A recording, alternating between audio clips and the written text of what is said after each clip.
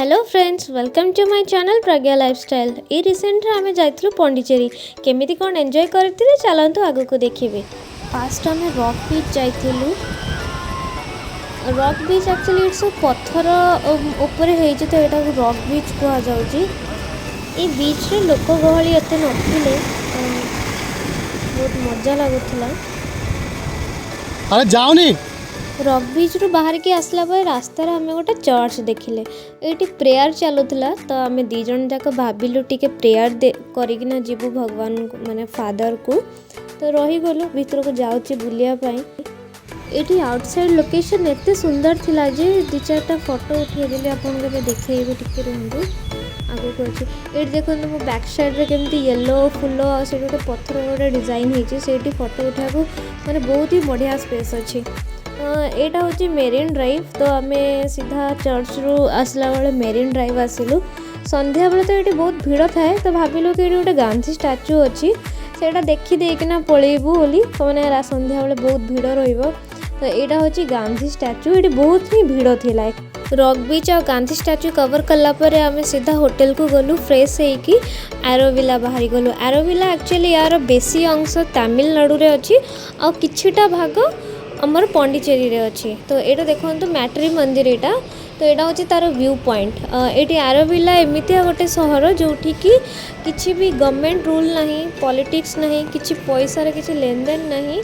तो आपण मैंने आगर पढ़ी थे बही रे बैटर सिस्टम जोटा कि गोटे जिनस बदल रे आ गोटे जिनस देकी आदान प्रदान हुए। तो ये से सिस्टम चले। ये व्यू पॉइंट को जीवाई का कम से कम 2 ରୁ 3 किलोमीटर रास्ता। तो बस और वैन रो भी फैसिलिटी थिला। तो जेहेतु आम फास्ट टाइम जाऊँ तो आमको किसी भी जना नाला तो आमको चली चली जावाक पड़ला।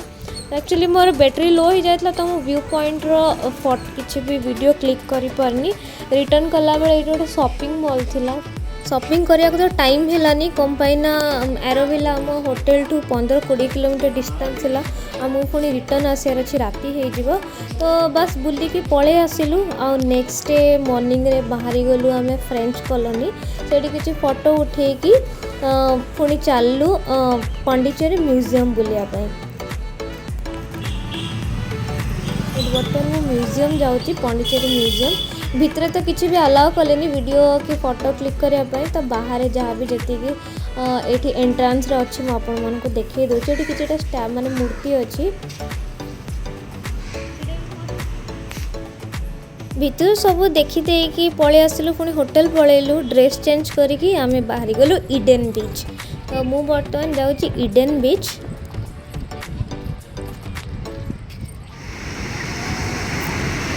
गाधिया को तो बहुत मोर इच्छा थिला किंतु जेहेतु मु ड्रेस नहीं नथिली गाधे पालेनी मो मन बहुत दुख हो गला। तो ये बस किसी रील्स बनै दौची आंको तो गाधिया बिल्कुल भी बीच रे भल लगे मत भल लगे किंतु जेहेतु मु ड्रेस नहीं नथिली मु गाधेलिनी।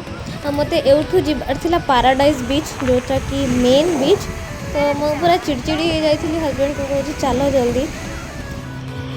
तो से सारिकी इडेन बीच रू आम फाइनाली पहुँची गलु पाराडाइज बीच।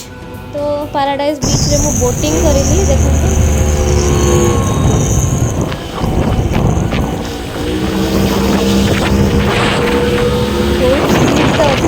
बहुत मजा लगे बोटिंग करी।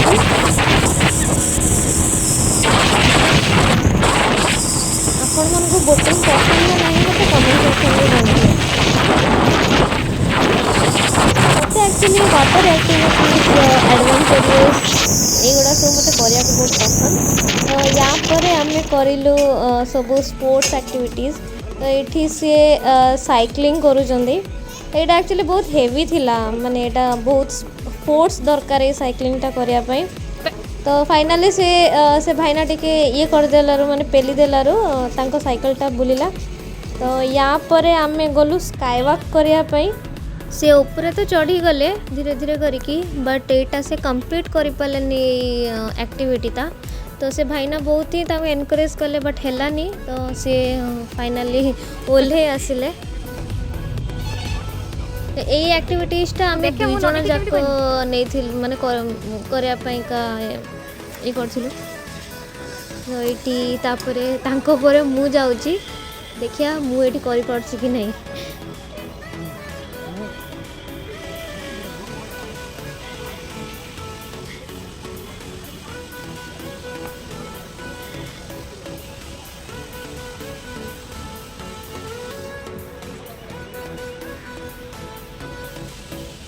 मु भी देखो फाइनाली ऊपर तो चढ़ी गली पहुँची गली ऊपर।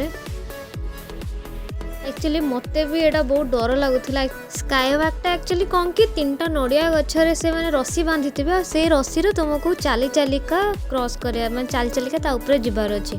तो मु भी तो बहुत ट्राई करूली मो द्वारा भी हो ना कौन मैंने से एत स्लीप करूला चलिया बहुत कष्ट होता। तो फिर भी तो ये भाई कौन कले ना बहुत माने कहले मते जे से बुझेले एमती एमती आस किसी हेनी। तो फाइनाली से मो द्वारा जमती है सी मो रस्सीटा को आउ तांको रस्सीटा 2टा जाक रस्सी से धरी थे। तो से मु कंप्लीट करनेली यहाँ धीरे धीरे।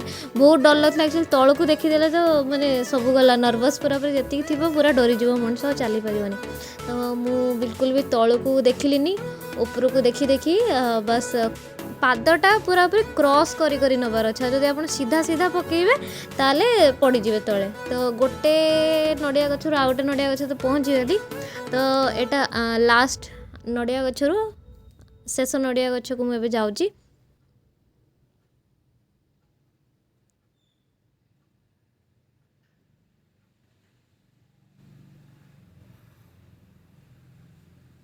मत तो यहाँ कर एक्चुअली बहुत मजा लगे कहीं मुझे फास्ट टाइम करी यहाँ मत बहुत पसंद करने का एमती एक्टिविटीज।